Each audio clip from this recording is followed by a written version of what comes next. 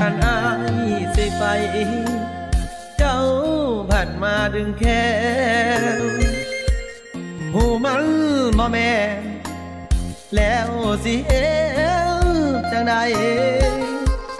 ดึงไว้เพื่อยังอยู่ไปเพื่อยังบ่มีความหมายหรือเจ้าเก็บไว้เป็นไม้กันมาสิฆ่าให้ตาย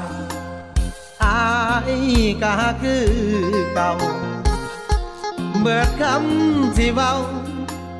คืออายบ่มีปัญญาเก็บไว้เพื่อยังอยู่ไปบ่มีราคาปล่อยมืออายสาอยู่ไปก็ทร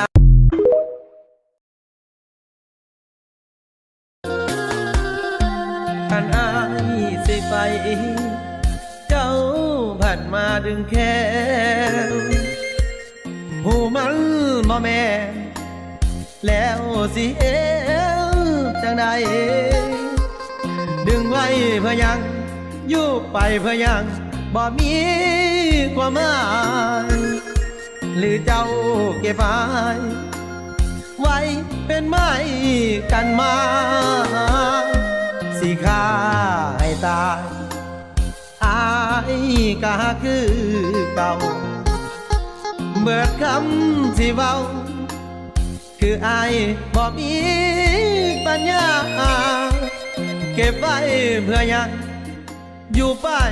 บ่มีราคาปล่อยมืออายสาอยู่ไปก็ทร